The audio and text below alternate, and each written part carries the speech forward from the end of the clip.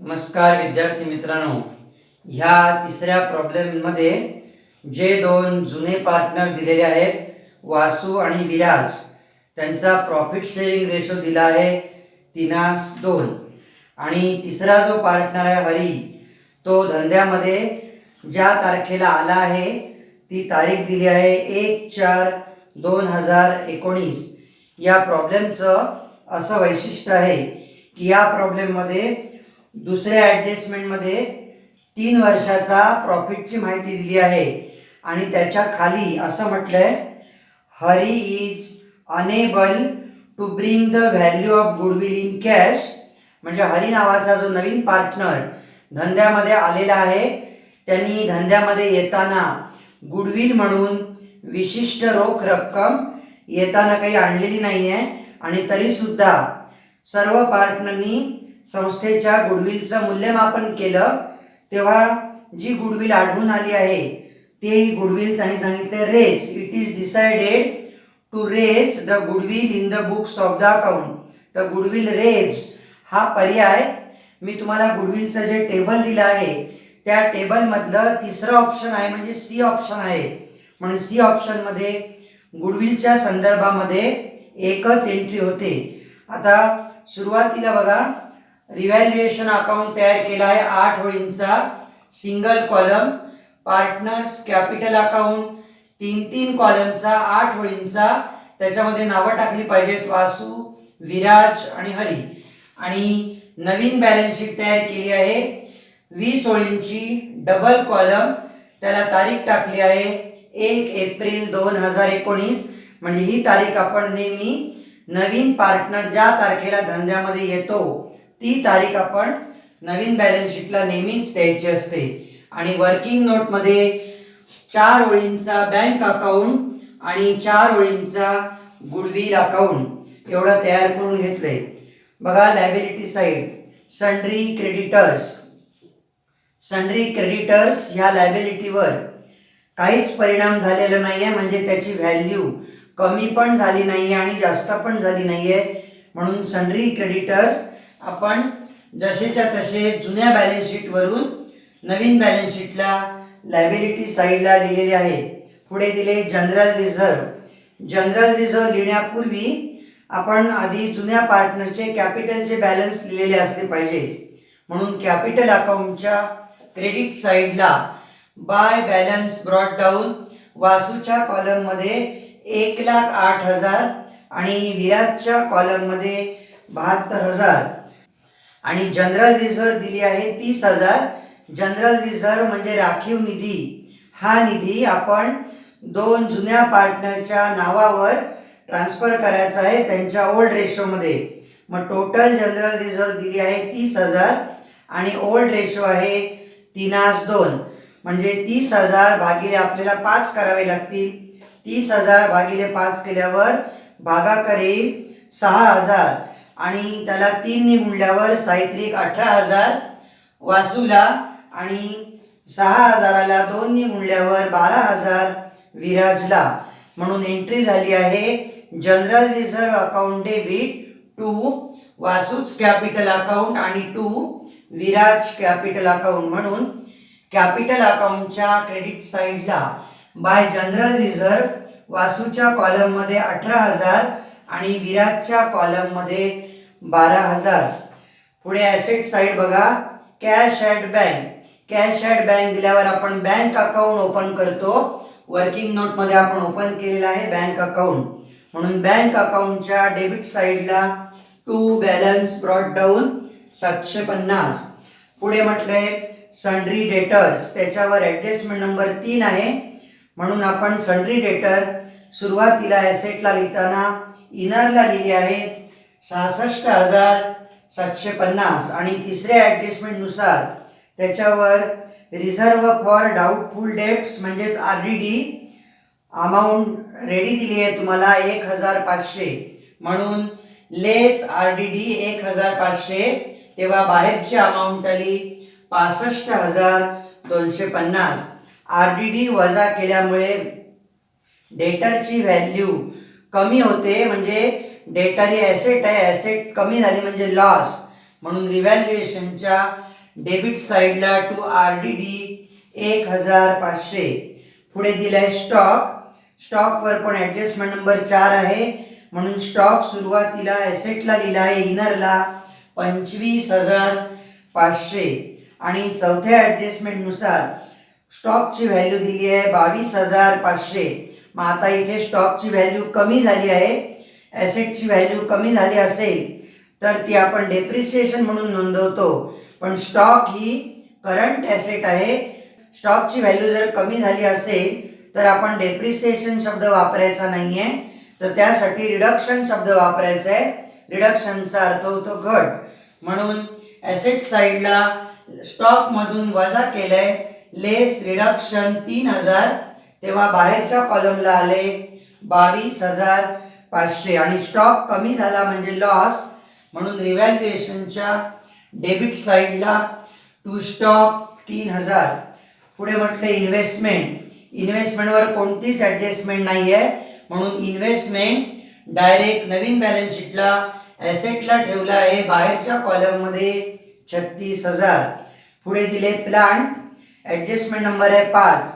Plant सुरुवातीला इनरला लिहिली आहे ॲसेटला 90,000 आणि ॲडजस्टमेंट नंबर 5 नुसार प्लांटवर डेप्रिसिएशन चार्ज करायचं आहे 5%, म्हणून लेस 5% डेप्रिसिएशन 4,500, तेव्हा बाहेरच्या कॉलमला आले 85,500. प्लांट कमी झाली म्हणून लॉस आहे, म्हणून लॉस लिहितो आपण रिव्हॅल्युएशनच्या डेबिट साईडला टू प्लांट अकाउंट 4,500. पुढे म्हटलंय बिल्डिंगवर पण 5व्या ॲडजस्टमेंटमध्ये 5% डेप्रिसिएशन सांगितलं आहे, म्हणून बिल्डिंग सुरुवातीला इनरला लिहिली आहे न्यू बॅलन्स शीटला ॲसेटला 36,000 आणि 36,000वर 5% डेप्रिसिएशन मायनस केलं आहे 1,800, तेव्हा बाहेरच्या कॉलममध्ये आले 34,200. बिल्डिंग पण कमी झाली आहे म्हणजे लॉस आहे, म्हणून रिव्हॅल्युएशनच्या डेबिट साईडला टू बिल्डिंग अकाउंट 1,800. पुढे पहिली ॲडजस्टमेंट बघायची आहे. He shall have to bring in ₹60,000 as its capital for 1/4 share in future profit.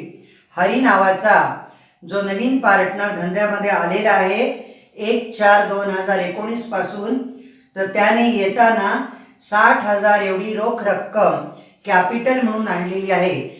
Naveen पार्टनरनी धंद्यामध्ये capital आणलं असेल तर एंट्री झाली bank account debit to Hari's capital account, म्हणून बँक अकाउंटच्या डेबिट साईडला टू हरीज कॅपिटल अकाउंट 60,000 आणि कॅपिटल अकाउंटच्या क्रेडिट साईडला बाय बँक अकाउंट आणि फक्त हरीच्या कॉलममध्ये आपण रुपये भरले आहेत 60,000. पुढे दुसरी ॲडजस्टमेंट, त्या दुसऱ्या ॲडजस्टमेंटला असं म्हटलंय value of goodwill of the firm is to be fixed at the average profit of last 3 years. याचा अर्थ होतो संस्थेची जी गुडविलची व्हॅल्यू आहे ती मागच्या 3 वर्षाच्या ॲव्हरेज प्रॉफिट बरोबर आहे. म्हणून कॅल्क्युलेशनमध्ये आपल्याला आधी 3 वर्षाचा ॲव्हरेज प्रॉफिट काढावा लागेल. बघा वर्किंग नोटमध्ये कॅल्क्युलेशन केलेलं आहे. ॲव्हरेज प्रॉफिटचं सूत्र लिहिलंय टोटल प्रॉफिट्स भागिले number of years. Total profit म्हणजे आपण 3 वर्षाचे जे प्रॉफिट दिलेले आहेत त्यांची आडव्या पद्धतीने बेरीज केली आहे आणि 3 वर्षाची माहिती आहे म्हणून त्याला भागिले 3 केले आहेत, तेव्हा 3 वर्षाच्या प्रॉफिटची टोटल बेरीज आली आहे 2,02,500 आणि त्याला भागिले 3 केल्यानंतर ॲव्हरेज प्रॉफिट आलाय 3 वर्षाचा 67,500 आणि ह्या ॲव्हरेज प्रॉफिट बरोबरच संस्थेची गुडविल आहे म्हणून गुडविल ऑफ द फर्म ठेवली आहे आपण 67,500.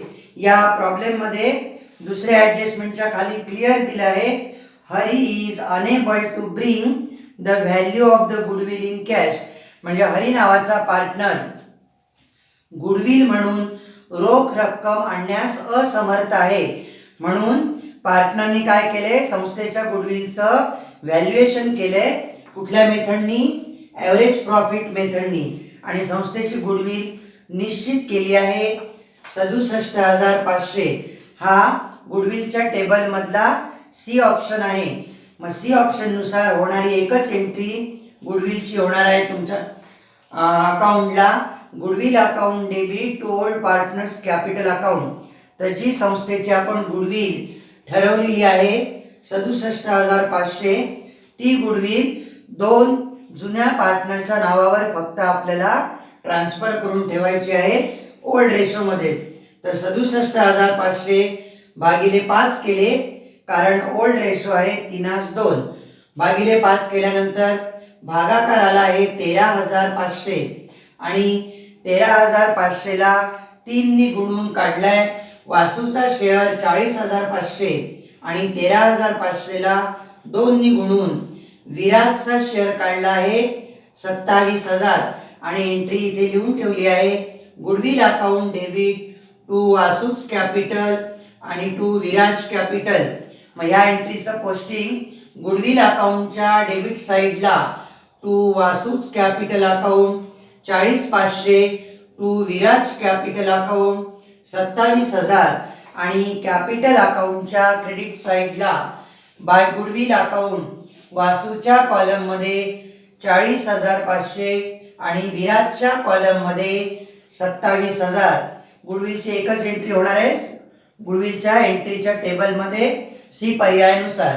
पुढे आता इथे रिव्हॅल्युएशन अकाउंटचं जर बॅलन्सिंग करायचं आहे आपल्याला, तर या प्रॉब्लेममध्ये रिव्हॅल्युएशनला लॉस येतोय, कारण डेबिट साईडची बेरीज जास्त आहे. क्रेडिटला आतापर्यंत काहीच नोंद झालेली नाही आहे, म्हणून डेबिटची बेरीज आली आहे 10,800.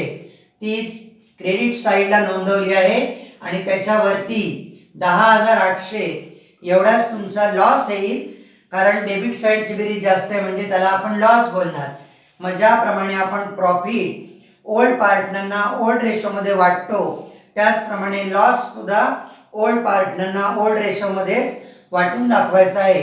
तर 10,800 हा टोटल प्रॉफिट आहे, त्याला भागिले 5 केलेत तेव्हा आले भागाकार 2,160 आणि 2,160 ला 3 नी गुणल्यानंतर वासूचा प्रॉफिट आलाय 6,480 आणि 2,160 ला 2 नी गुणल्यानंतर विराटचा प्रॉफिट आलाय 4,320.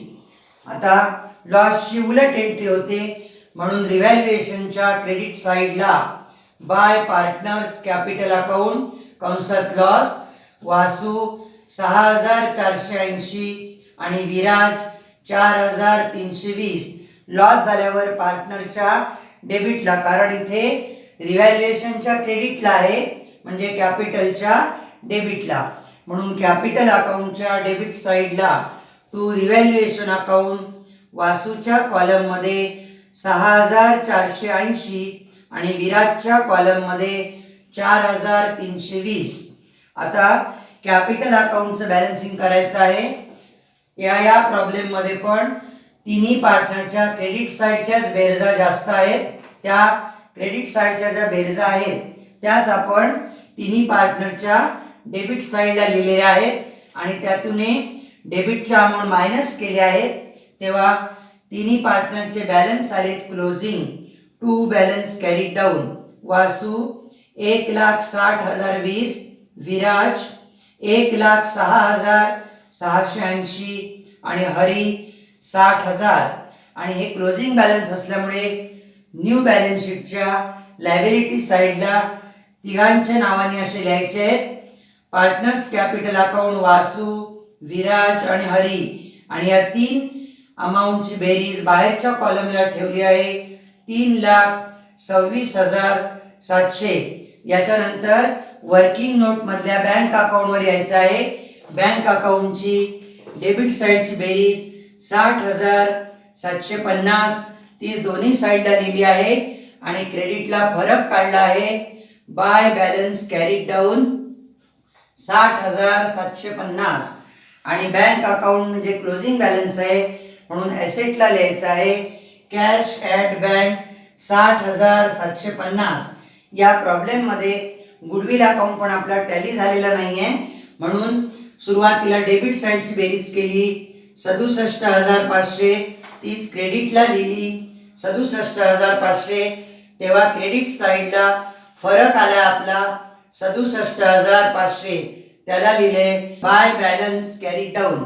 हे पण डेबिट बॅलन्स आहे गुडविलचं, म्हणून ॲसेटला ठेवलं आहे गुडविल 67,500. एक लक्षात राहण्यासारखा मुद्दा आहे, जेव्हा गुडविलच्या ट्रीटमेंट मधला सी पर्याय असेल म्हणजे गुडविल फक्त रेज्ड असेल, तेव्हाच फक्त गुडविल बॅलन्स शीटच्या ॲसेट साईडला आपल्याला दाखवावी लागेल, कारण गुडविल अकाउंटला आपलं कॅरी डाऊन बॅलन्स निघालेला असेल. त्यामुळे याच प्रॉब्लेममध्ये आपण गुडविल ॲसेट साईडला दाखवली आहे 67,500 आणि नवीन बॅलन्स शीटची टोटल आली आहे 3,71,700.